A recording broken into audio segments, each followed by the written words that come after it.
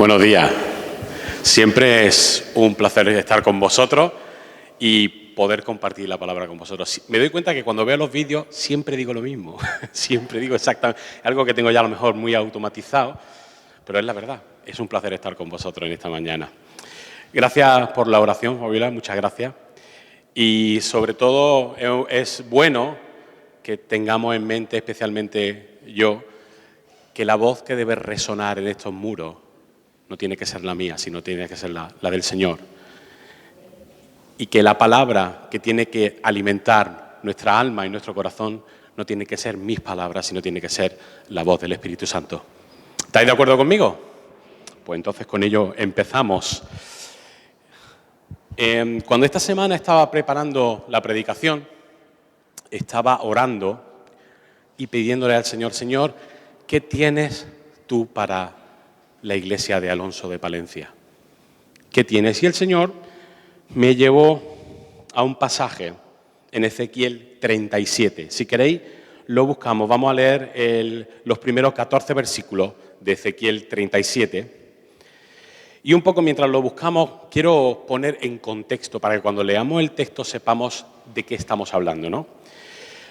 Vemos que si nos vamos a Daniel 1, al libro de Daniel capítulo 1, en el contexto de este versículo lo que vemos es que el pueblo de Israel está en el exilio babilónico, es decir, Nabucodonosor invade Jerusalén, la destruye, se lleva a todo el pueblo cautivo y en el momento de Ezequiel el pueblo lleva ya varios años en el cautiverio. Como digo, eso lo podemos ver en Daniel capítulo 1. Una de las características que vemos durante todo el libro de Ezequiel es que el pueblo está desesperado y casi habían abandonado la idea de que Dios podía restaurar su situación, de que Dios le iba a devolver su tierra y iban a salir de la esclavitud. Sabemos que no es hasta que llega el rey Ciro, y históricamente cronológicamente lo podemos buscar, existe en la arqueología un pequeño rollo, un pequeño cilindro de piedra, que es el edicto de Ciro. Esos rollos se hacían en piedra para pasarlos por tablillas de arcilla, se pasaba rodando para que fuera marcado y se pudieran duplicar, era como la primera imprenta, ¿no? Pues el cilindro de Ciro se puede ver en un museo donde dejan en libertad al pueblo de Israel. Y dice Segunda de Reyes 24:14 que lo único que quedó en Jerusalén, que lo único que quedó en Israel fueron pobres y mendigos. Mirad el panorama tan desolador que nos deja Ezequiel. Y después, no solo eso, sino que en varias ocasiones en el libro de Ezequiel vemos que Dios está diciendo, yo os voy a liberar, yo os voy a liberar. Pero no es hasta el punto culminante del capítulo 37 donde Dios hace una cosa muy particular. Le da una visión a Ezequiel muy particular. Yo creo que es un pasaje conocido y sabemos que es el momento en el que Dios lleva a Ezequiel a ese valle. Allí pasa una cosa extraordinaria. Si queréis, lo leemos tranquilamente y lo leemos juntos. Y dice en Ezequiel 37, del 1 al 14. Dice, la mano del Señor vino sobre mí y su espíritu me llevó y me colocó en medio de un valle que estaba lleno de huesos. Me hizo pasearme entre ellos y pude observar que había muchísimos huesos en el valle, huesos que estaban plenamente secos. Y me dijo, hijo de hombre, ¿podrán revivir estos huesos? Y yo le contesté, Señor omnipotente, tú lo sabes. Entonces me dijo, profetiza sobre estos huesos y dile, huesos secos, escuchen la palabra del Señor. Así dice el Señor omnipotente a estos huesos, yo les daré aliento de vida y ustedes volverán a vivir. Les pondré tendones, haré que salga carne y los cubriré de piel y les daré aliento de vida. Y así revivirán. Entonces sabrán que yo soy el Señor. Tal y como el Señor me había mandado, profeticé y mandé y mientras profetizaba, se escuchó un ruido que sacudió la tierra y los huesos comenzaron a unirse entre sí. Yo me fijé y vi como ellos en ellos aparecían tendones y les salía carne y cubría de piel, pero no tenían vida. Entonces el Señor me dijo: profetiza, hijo de hombre, conjura al aliento de vida y dile: esto ordena el Señor omnipotente, ven de los cuatro vientos y dales vida a estos huesos muertos, porque así revivirán. Yo profeticé tal como el Señor me había ordenado, y el aliento de vida entró en ellos.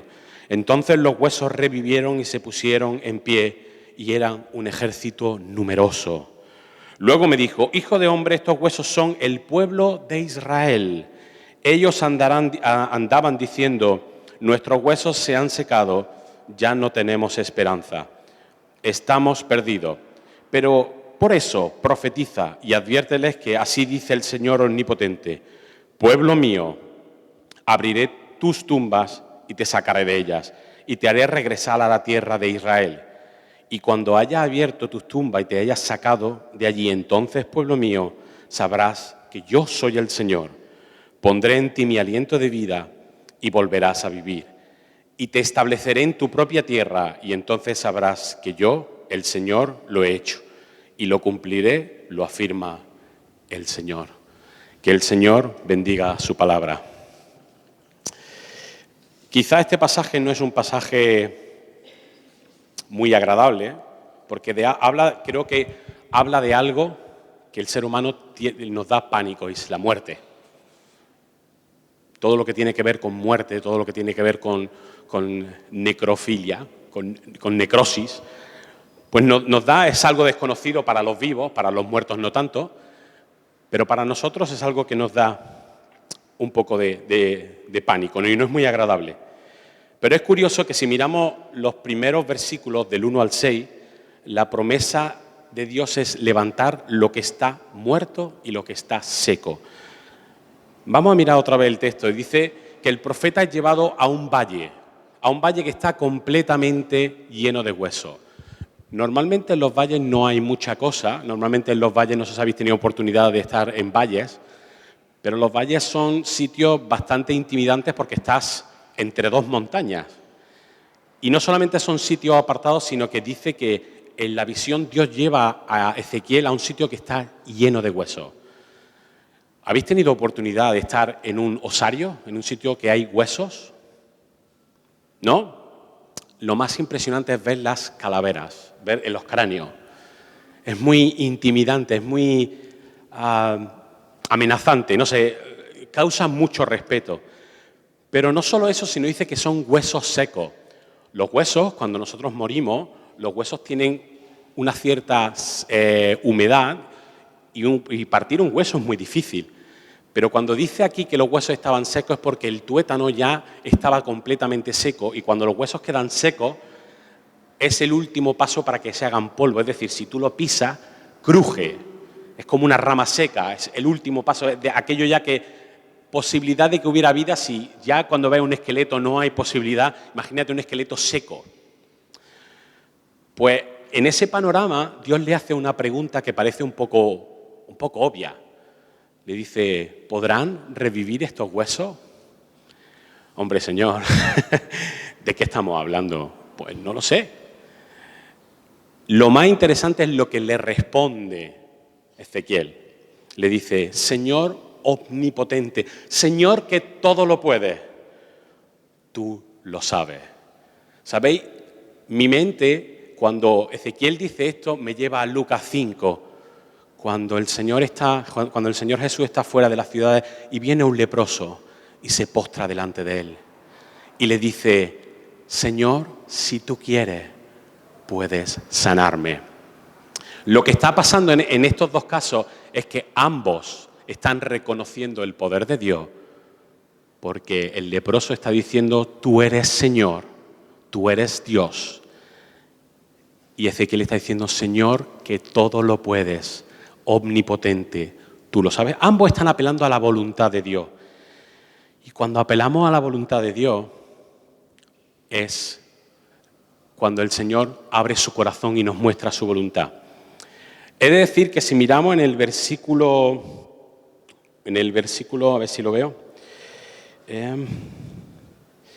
hay un momento en el que, sí, aquí está, en el versículo 11 dice, hijo de hombre, estos huesos son el pueblo de Israel.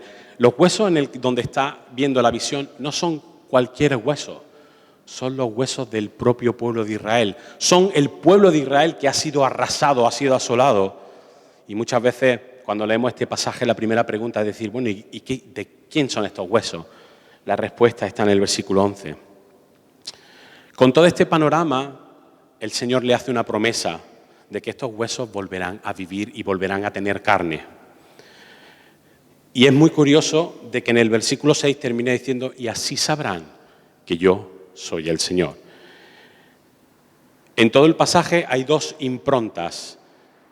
El Señor siempre deja claro que Él es el Señor y que lo está haciendo para su gloria.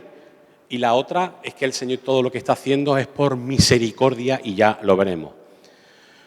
Cuando leemos este pasaje, yo no puedo evitar en pensar en algo. Yo siempre que abordo un pasaje, siempre estoy intentando hacer algo práctico y decir, bueno, ¿cómo todo esto me vale para mí hoy? ¿Cómo el hecho de que hace 3000 años un profeta en un sitio apartado, como es Irán, que es donde estaba Babilonia, eso a mí me incumbe, eso a mí me importa? Pues cuando estaba pensando en este pasaje, y el Señor me había dado este pasaje, lo que el Señor me vino a hablar a mí y me dijo, ¿sabes, David? Estos huesos que anteriormente eran el pueblo de Israel, estos huesos secos, hoy sois mi pueblo, soy la iglesia. Yo sé que suena muy duro, pero cuando Dios habla no significa que por ser duro deja de ser palabra de Dios. A veces nos toca hablar de cosas que no queremos escuchar y quizá en este mundo, en esta sociedad, estamos muy acostumbrados a querer escuchar lo que queremos oír y rechazar aquello que no queremos oír. Pero yo no puedo evitar en pensar que estos huesos secos es la iglesia. Y os voy a dar 3 ejemplos. Estamos muertos, estamos secos y muertos en nuestras faltas y en nuestros pecados. La iglesia no somos exentos de ese hecho.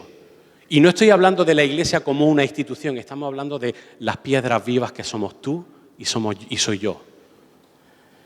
Os voy a dar 3 ejemplos de este tema. Algo que nos hace estar secos y estar muertos, que no produce vida, es, por ejemplo, el sistema de organización de la iglesia. Hoy, si algo nos sucede, es que somos esclavos a este sistema. Es decir, demasiados compromisos, demasiados ministerios, demasiados eventos, demasiada agenda. ¿Conocéis la historia de algún pastor que ha estado tan volcado en la iglesia que ha terminado divorciándose? ¿Sabéis por qué? Porque el primer mandato de ministerio que Dios nos dio ha sido olvidado y es: ministra a tu propia familia. Lo primero es tu propia familia, después está todo lo demás. A veces, mis queridos hermanos, vemos personas, vemos pastores, vemos líderes demasiado ocupados, demasiado esclavizados a este hecho. Mi propia experiencia es cuando yo he estado trabajando con otra iglesia, había momentos que yo no me sentía vivo. Sabéis que cuando trabajas para el Señor hay una riqueza, hay una vida, hay un gozo. Señor, gracias por dejarme participar en lo que tú estás haciendo. Pero yo no me sentía así. Y algo que me hizo entender esto mucho más fue cuando, leyendo Juan 8:32, nos dice, y conoceréis la verdad, y la verdad os hará libre. ¿De qué libertad me estáis hablando? Yo no me siento libre, me siento esclavo. A veces, mis queridos hermanos, la iglesia, el sistema de organización, los eventos, la agenda, nos hace estar esclavos y eso no produce vida. Eso no viene de Dios. Otra de las cosas, otro de los ejemplos que quería poneros Es que a veces ponemos más carga de pecado en nuestro hombro de la que el mismo Señor nos pone. Dejadme daros un ejemplo. Vámonos a Mateo 23, versículos del 2 al 4. Jesús está hablando con los fariseos y con los escribas. Y mirad lo que les dice. Los maestros de la ley y los fariseos tienen la responsabilidad de interpretar a Moisés.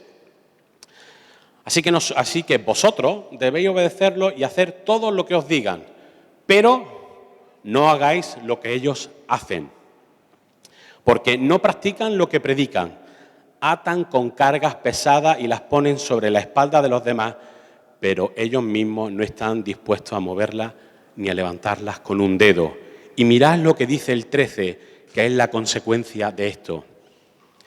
Ay de vosotros, maestros de la ley y fariseos, hipócritas, le cerráis a los demás el reino de los cielos y ni entráis vosotros ni dejáis entrar a los demás que intentan hacerlo.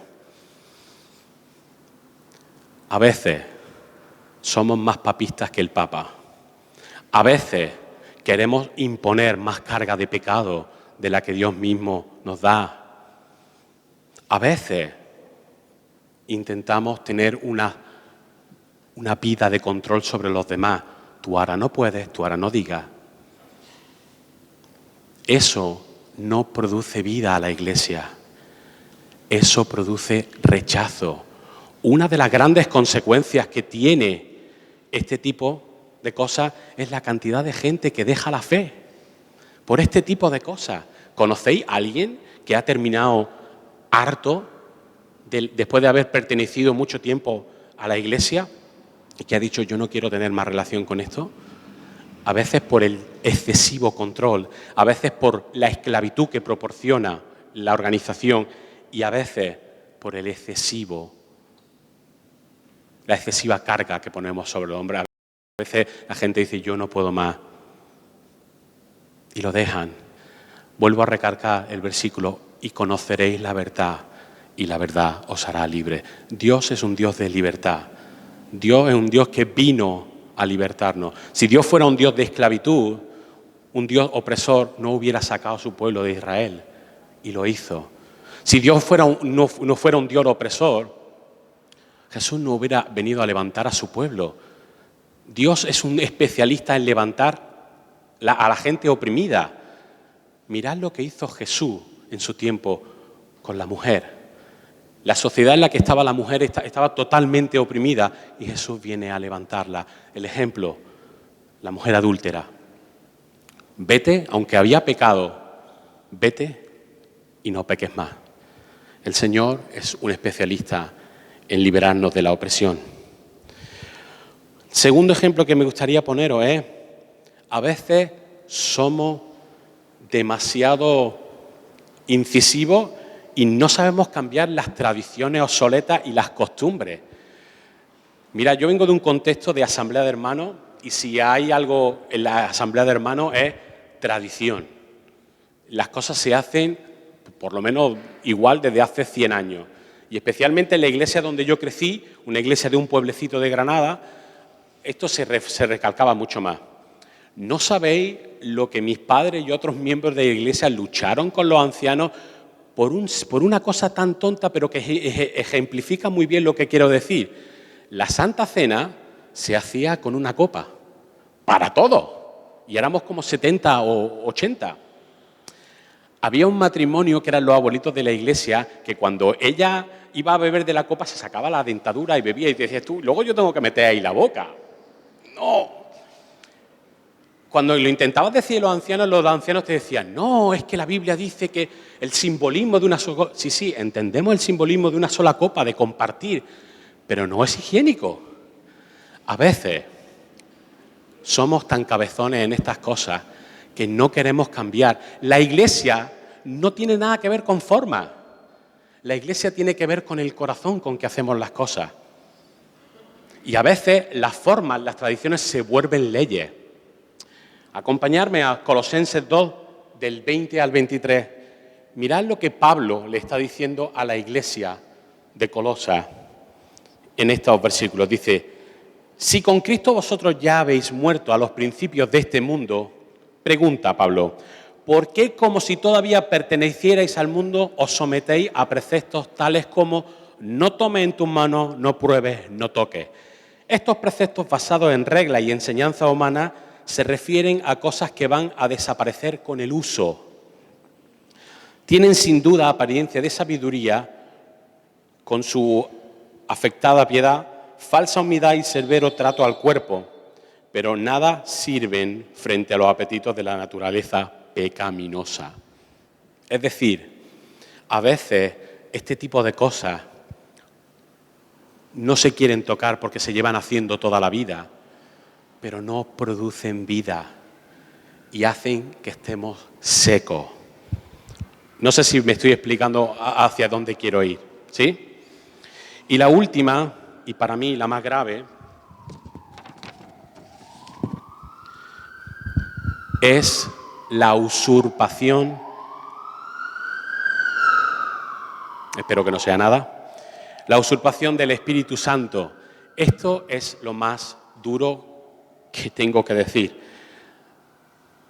Y por ser duro, no lo voy a dejar de decir, pero quiero comunicarlos que lo quiero decir con amor, porque para mí tampoco es fácil, pero es algo en lo que tenemos que trabajar. La usurpación del Espíritu Santo es que hay veces que en congregaciones el Espíritu Santo no es bienvenido. Hay iglesia, bueno, no quiero decir iglesia, porque no, me refiero al grupo de personas. Hay congregaciones donde el Espíritu Santo hace años que no va porque no es bienvenido. ¿Sabéis por qué? Porque hemos confundido una cosa. Hemos confundido el Espíritu Santo con espectáculo, con show, con caos. Y eso no es el Espíritu Santo. Ahora me aclaro un poquito más. Si me acompañáis a Jeremías 23, del 24 al 32, aquí hay un ejemplo de ese abuso. Está diciendo Dios, por medio del profeta, dice: ¿podrá el hombre hallar un escondite donde yo no pueda encontrarlo? Afirma el Señor. ¿Acaso no soy yo el que llena los cielos y la tierra? Afirma una vez más el Señor. He escuchado lo que dicen los profetas que profieren mentiras en mi nombre, los cuales dicen: he tenido un sueño. ¿Hasta cuándo seguirán dándole valor de profecía a las mentiras y delirios de su mente? Con los sueños que se cuentan unos a otros pretenden hacer que mi pueblo se olvide de mí, como sus antepasados olvidaron mi nombre por el de Baal. El profeta que tenga un sueño, que lo cuente. Pero el que reciba mi palabra, que la proclame con fidelidad. ¿Qué tiene que ver la paja con el grano?, afirma el Señor. ¿No es acaso mi palabra como fuego y como martillo que pulveriza la roca? Por eso, yo estoy contra los profetas que se roban mis palabras entre sí, afirma el Señor. Yo estoy en contra de los profetas que sueltan la lengua y hablan por hablar, afirma el Señor. Yo estoy en contra de los profetas que cuentan sueños mentirosos y que al contarlos hacen que mi pueblo se extravíe con sus mentiras y sus presunciones, afirma el Señor. Yo no los he enviado ni les he dado ninguna orden. Son del todo inútiles para este pueblo, afirma el Señor. ¿Cuántas veces hemos visto este ejemplo? Mira, creo que yo tengo todo el derecho de hablar de esto porque yo soy pentecostal. Pero yo no soy pentecostal a cualquier precio. Yo intento ser un pentecostal que lo que vivo y lo que hablo esté respaldado por la Biblia. Cuando yo estoy en entornos pentecostales, hay muchas cosas que yo no tolero, en el sentido de que si no está respaldado por la Biblia, yo no voy a dar el visto bueno. Todas estas cosas son cosas que producen sequedad y muerte. Donde no está el Espíritu, no hay vida. Donde no está la presencia de Dios, no hay vida. Y mis queridos hermanos, todo esto hace que la visión de la Iglesia, de quienes somos, seamos un valle de huesos secos. Con todo este panorama, quiero decir que hay una buena noticia. Y aunque toda esta situación la hemos propiciado nosotros, el Señor quiere tener misericordia y promete que Él va a levantar lo muerto y lo seco. ¿Tú puedes creer eso? ¿Tú puedes mirar hoy a la iglesia y a pesar de que es un valle de huesos secos, si el Señor te pregunta, ¿podrán revivir estos huesos? ¿Tú qué contestarías? Señor omnipotente, tú lo sabes. La pregunta ahora, con este desolador panorama, es, entonces, ¿cómo el Señor nos va a levantar a nosotros como iglesia? Hay una clave, y es que su obra será por medio del Espíritu Santo. No hay otra manera. Vamos a mirar los versículos del 7 al 10, por favor. Dios le enseña al profeta de que en cuanto él profetice, estos huesos se van a llenar de tendones, de músculos y de piel, ¿verdad? Pero hay algo muy interesante, y es que cuando esos huesos se convierten en cuerpos completos, funcionales, hay una característica que llama la atención, y es que no tienen vida. Es muy interesante que la clave para entender esto está en el versículo 9, que dice, entonces el Señor me dijo, profetiza, hijo de hombre, conjura al aliento de vida y dile, esto ordena el Señor omnipotente, ven de los cuatro vientos y dale vida a estos huesos muertos para que revivan. La clave está aquí en el espíritu de vida. Dice, ordena al espíritu de vida, está diciendo al aliento de vida, perdón. Esta frase la podemos encontrar en otra parte del Antiguo Testamento. Esta frase, este aliento de vida, en hebreo es la palabra ruaj. Si nos vamos al Génesis 2, encontramos un mismo panorama que en el Valle de los Huesos. Encontramos que Dios acaba de formar el cuerpo del hombre, pero no tiene vida.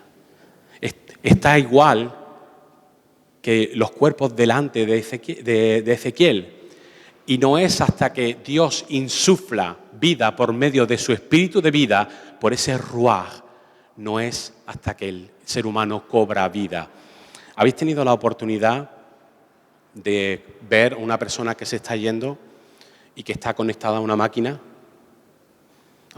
que le hace respirar? Los médicos te dicen, mira, aunque tú ves señales de vida, aunque hay electrocardiograma, aunque hay respiración en su pecho, esta persona se ha muerto.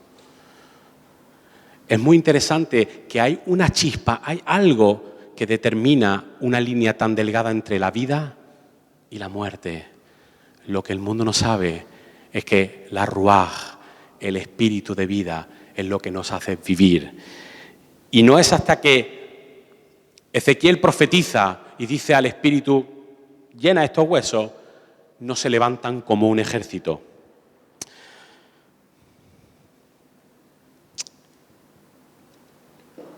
La similitud aquí es que hasta que no entendamos que para poder como iglesia podamos ser una iglesia viva y funcional como estos cuerpos que se acaban de levantar, no es hasta que el Espíritu Santo esté con nosotros. El pueblo de Dios, la iglesia, es un cuerpo perfectamente capaz de funcionar, pero sin el Espíritu Santo no tenemos vida. Juan 16, 13 al 14, da un ejemplo, da 4 beneficios de escuchar al Espíritu Santo. Y es la clave, mis queridos hermanos. No tenemos que inventar nada. Dios nos da todas las claves y nos da todas las soluciones para que seamos una iglesia conforme a su corazón. Dice en Juan 16, del 13 al 14, en esto se está despidiendo el Señor y les dice, os conviene que yo me vaya para que venga el Paracleto, para que venga el que va a traer consuelo. Este es el Espíritu Santo. Y dice, pero cuando venga el Espíritu de la verdad, Él nos guiará a toda verdad, porque no hablará por su propia cuenta, sino que dirá solo lo que oiga y les anunciará las cosas por venir. El que Él me glorificará porque tomará de lo mío y os dará a conocer a vosotros. Antes os estaba mencionando de que cuando está el Espíritu, por el abuso que hemos visto, mucha gente no quiere escuchar quiere hacer caso al Espíritu Santo. Es cierto que hemos abusado muchas cosas del Espíritu Santo. Yo recuerdo cuando era adolescente en Granada había una iglesia con un grupo de jóvenes muy grande, pero demasiado en esta línea, en el abuso. Y yo no entendía cuando la gente, yo recuerdo en un encuentro de todas las iglesias de España de esta denominación, 2000 jóvenes en un sitio y de repente el apóstol de turno, fuego del Espíritu Santo, los 2000 al suelo, excepto yo que estaba en una esquina que decía, ¿qué hago? ¿Me tiro? ¿No me tiro? Está bien si el Espíritu Santo te tira al suelo, pero como norma, ¿dónde está el beneficio de que el Espíritu te tire al suelo? ¿Dónde dice la Biblia que el Espíritu te va a tirar al suelo? Que ahí te va a ministrar mejor que de pie. ¿Me explico? Pero los beneficios de escuchar al Espíritu Santo, al de verdad, al Espíritu de Dios, los encontramos en este pasaje. Si invertimos tiempo en escuchar, vamos a ser, como dice en el versículo 13, vamos a ser guiados en toda la verdad. El Espíritu no puede contradecir lo que ha dicho Dios en su palabra. No puede decir otra cosa, porque es el Espíritu que dice la verdad. No hay engaño ni confusión. Si esa norma no se cumple, entonces podemos decir que eso no es el Espíritu Santo. ¿Me explico? ¿Sí? Luego, ¿por qué dice que es el Espíritu de verdad? Porque dice, no hablará en su propia cuenta, sino que dirá solo lo que oiga. Y dirá, ¿lo que oiga dónde? Volvemos al Génesis. Cuando Dios está a punto de crear al ser humano, hay una palabra que nos comunica que hay una relación interconectada entre Padre, Hijo y Espíritu Santo. Dice, hagamos al hombre a nuestra imagen y semejanza. La comunión entre la Trinidad es perpetua e infinita. Por lo tanto, el Espíritu Santo solo va a hablar de lo que escuche en las conversaciones entre Dios Padre, Dios Hijo y Él mismo. Y eso nos lo comunicará a nosotros. El beneficio de escuchar la comunión trinitaria es que seremos una iglesia guiada por la voluntad perfecta de Dios. ¿Hay mejor guía de que Dios guíe a su propia iglesia? ¿Sabía el pueblo de Israel en el desierto dónde tenía que ir? Tuvo Dios que poner una columna de fuego en la noche y una columna de humo para que este pueblo fuera guiado. No tenían ni idea dónde iban. Como iglesia, ¿podemos tener otra guía? El Espíritu Santo nos guiará en toda verdad y en la voluntad perfecta de Dios. Dice el versículo, y les anunciará las cosas por venir. Estamos muy preocupados en cómo vamos a ser la iglesia del futuro. Si escuchamos y estamos conectados con el Espíritu Santo, el porvenir está en las manos de Dios. No necesitamos planificar a largo plazo porque Dios tiene el futuro de su iglesia en sus manos. Y dice, al final dice, tomará de lo mío, dice Jesús, y os lo dará a conocer a vosotros. Lo que legítimamente es del Padre y del Hijo, cosa que el Espíritu Santo nos revela, cosa que nos dice en 1 Corintios 2, 9 y 10, dice que cosa que oído no oyó y ojo no vio, eso Dios quiere revelárselo a su pueblo. ¿Estamos preparados como iglesia para eso? Dice la palabra, mayores cosas que hizo Jesús están preparadas para vosotros, pero sin la conexión del Espíritu Santo, ninguna cosa de esas va a pasar. Ninguna. Necesitamos estar conectados a la voluntad de Dios por medio de su Espíritu. ¿Por qué? Porque eso nos proporcionará vida. Eso nos va a hacer, como dice el pasaje, Dios nos va a sacar de la tumba y va a hacer que estos huesos secos vuelvan a vivir otra vez. ¿Tú crees eso? ¿Amén? Entonces la pregunta aquí es, ¿por qué muchos creyentes no se dejan guiar por el Espíritu Santo? Algunos tienen miedo por el abuso, como he dicho. El Espíritu Santo no es caos.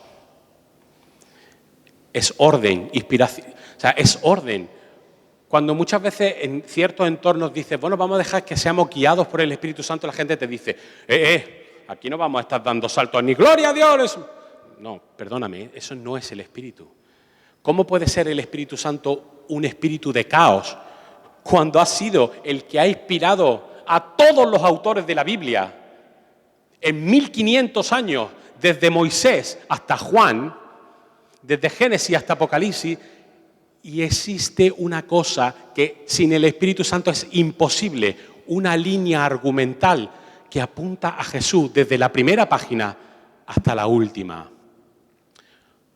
Déjame preguntarte una cosa. Vosotros, los que tenéis hijos, me podéis decir, ¿hay diferencia de pensamiento entre tú y tus hijos? ¿La diferencia de pensamiento es diferente? ¿Veis las cosas con otros filtros? Pues imagínate 1500 años con personas que no tienen nada que ver. Si eso no está controlado por el espíritu de orden de Dios, no hay otra cosa que lo pueda hacer. El canon bíblico, cómo Dios ha ido guiando lo que tenemos que tener de su palabra y lo que no ha sido desechado. Eso es el espíritu de orden. Si, mis queridos hermanos, si cuando pensamos en el Espíritu Santo pensamos en ladrar como perro en el Espíritu, hacer la croqueta, borrachera del Espíritu Santo, eso no es el Espíritu Santo. Eso no es de Dios. Vemos que Jesús huía de estos circos. Vemos que Jesús huía de estas publicidades. El Espíritu de Dios es orden. Ahora, no podemos confundir el caos con espontaneidad. Si algo es el Espíritu Santo es creativo y espontáneo. ¿Os pongo un ejemplo? ¿Queréis que os ponga un ejemplo para que sepáis de lo que estoy diciendo? ¿Qué sucedía en Hechos? ¿Cómo se movía el Espíritu Santo? De repente el Espíritu Santo le hablaba a alguien y le decía, ve a la calle tal, vas a encontrar un hombre y ese hombre está ciego, ora por él. ¿Eso es ordenado? ¿Es espontáneo? ¿Es creativo? Así el Espíritu Santo. Déjame decirme, hermanos, que ese es el ejemplo perfecto que yo quiero ser como creyente. Un creyente guiado por el Espíritu Santo donde el Señor pueda manifestarse con cosas increíbles. Que el Espíritu Santo esté constantemente diciendo, mira, ve esta persona que tienes delante. Que vaya en el autobús, que vaya en el metro, que vaya andando por la calle haciendo la compra. Y el Señor me diga, esta persona necesita que ores por él. Y parece muy loco, pero no conozco a nadie que el Señor le haya puesto la carga de una persona de orar y haya orado y no haya habido una bendición increíble. El Espíritu Santo es un espíritu de orden, pero es creativo, no es desordenado. El Espíritu Santo no habla incoherencias, como dice su palabra, dice la verdad. Con todo esto, ¿cómo podemos ser una iglesia viva y no muerta y seca? Miramos Segunda de Crónicas 7, del 13 al 15. Dice así, cuando yo cierre los cielos para que no llueva, o le ordene a la langosta que devore la tierra, o envíe pestes sobre mi pueblo, si mi pueblo que lleva mi nombre se humilla y ora y me busca y abandona su mala conducta, yo lo escucharé desde el cielo, perdonaré su pecado y restauraré su tierra. Mantendré abiertos mis ojos y atentos mis oídos a las oraciones que se eleven desde este lugar. El Señor quiere que su pueblo se relacione con Él. El Señor utiliza ese recurso literario de un padre que desea que sus hijos le visiten, que hablen con Él, que le pidan ayuda. Hace no mucho tiempo estuve hablando con un pastor y le estaba expresando mi necesidad de que quizá como líderes de la iglesia necesitamos frenar un poco este caos que tenemos de evento. A veces para mí, y esto quiero dejar claro que es muy a título personal, para mí los eventos son buenos porque la gente puede escuchar la palabra del Señor, pero para mí es como pisar donde hay polvo. Se levanta mucho, pero luego cuando el polvo cae no hay nada, ¿no? En el sentido de que después, cuando hacemos un evento, ¿quién se preocupa de hacer el seguimiento de las personas que han escuchado la palabra de Dios? Y yo le estaba explicando a este pastor que yo creo que en el momento en el que estamos ahora, con todo lo que está pasando, que no es poco, creo que necesitamos frenar un poco y como líderes de la Iglesia buscar a Dios en oración para estar alineados con su voluntad y poder saber qué es lo que Dios quiere para Málaga o qué es lo que Dios quiere para Andalucía o para Granada o para Sevilla, pero que hagamos las cosas en función a lo que Dios nos muestre. Para mi sorpresa, ¿sabéis lo que me contestó este pastor? No, que eso ya se ha probado muchas veces y no funciona, la gente no viene a orar. A mí me entristece profundamente esto porque si como líderes de la Iglesia no somos capaces de abandonar nuestros proyectos para escuchar la voz de Dios, ¿dónde vamos a llegar? ¿Dónde? Si queremos ser una iglesia viva, una iglesia que produce vida y no ser un montón de huesos secos, necesitamos al Espíritu de vida. Y ya para terminar, si miramos los últimos versículos del 11 al 14, todo esto Dios deja claro que es para su gloria. Dios está diciendo, vosotros sois, estos huesos son el pueblo de Israel. Yo os voy a sacar de la tumba y os voy a hacer que reviváis otra vez. Y mirad lo que dice el versículo 11 al final. El 14 dice, y os estableceré en vuestra propia tierra, dice el Señor. Entonces sabrás que yo, el Señor, lo he hecho. Lo cumpliré, lo afirma el Señor. Todas estas cosas, mis queridos hermanos, no pueden ser atribuidas a lo que yo hago o a ningún hombre, porque está claro después de todo lo que hemos visto, que no hay cosa que el ser humano haga que produzca vida. Hay un principio filosófico en filosofía que dice que todo lo que el hombre produce tiende a destruirse.